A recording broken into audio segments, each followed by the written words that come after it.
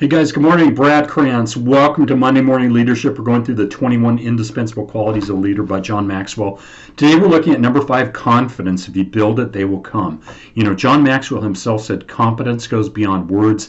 It's the leader's ability to say it, plan it, and do it in such a way that others know that you know how and know that they want to follow you. You know, guys, if you're a leader, nobody's following you, you're just taking a walk, right?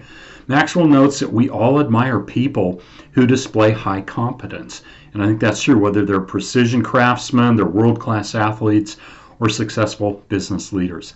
But, you know, you don't have to be a LeBron James or Bill Gates or Jeff Bezos or anybody like that to excel in the area of competence. You know, if you want to cultivate the quality, here's some things that you need to do, according to John Maxwell. He goes, number 1, show up every day. You know, and as an entrepreneur, I have to do that. There's a saying, all things come to him who waits.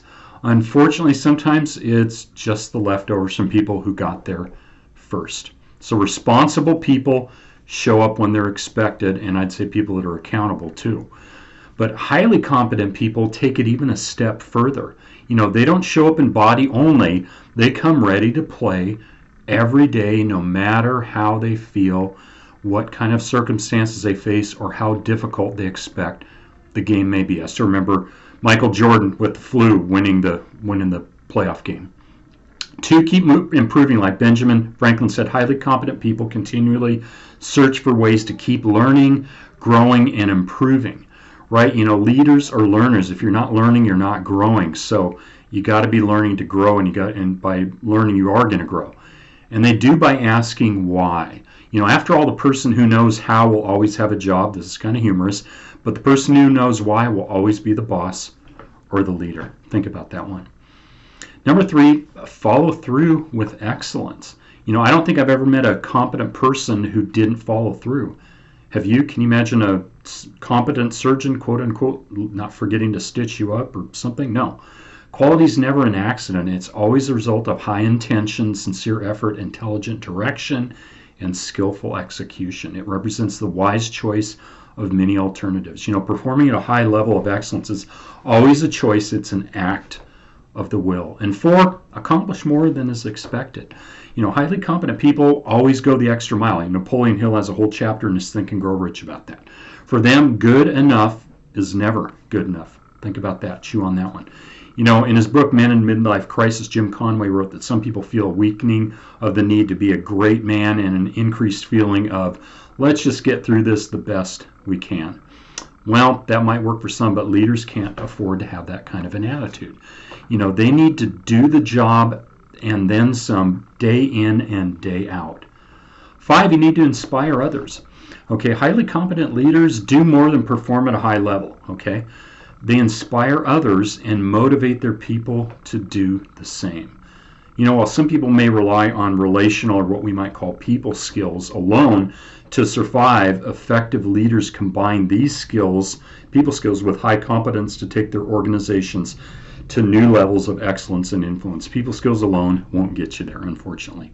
Leaders are multipliers. You know, you got diminishers, you got multipliers. Leaders are multipliers. So here's some questions to reflect on as we move through our topic today on competence. Where do you stand when it comes to getting the job done? And do you attack everything with fervor and perform at the highest level possible? Or is good enough sometimes good enough for you? You've got to ask that. Think about that. So when you think about people who are competent, you're really considering only 3 types of people, Maxwell said. This is kind of an interesting list. I like the way he laid it out. He goes, 1, you got those who can see what needs to happen. Okay, then kind of see what's in front of them. 2, those who can make it happen. And then thirdly, you have those who can make it happen when it really counts. You probably call that clutch player. We're going to talk about that here in a sec.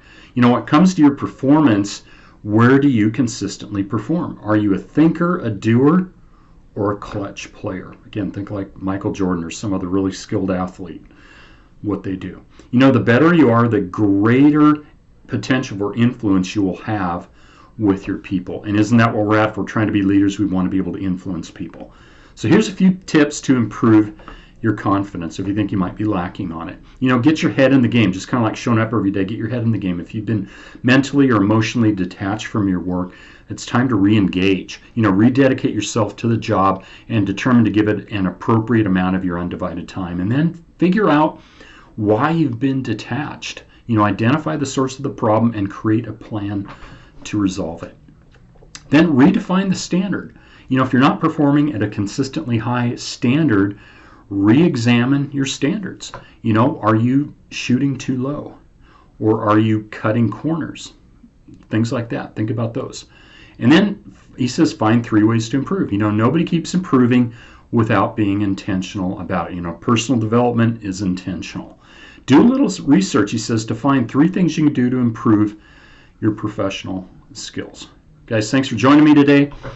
I would love to hear from you. So if you received some value from this or it caused you to pause and think a bit, please feel free to hit the subscribe button. And I'd also encourage you to connect with me on social media at the links provided. Have an awesome Monday, guys. Bye-bye.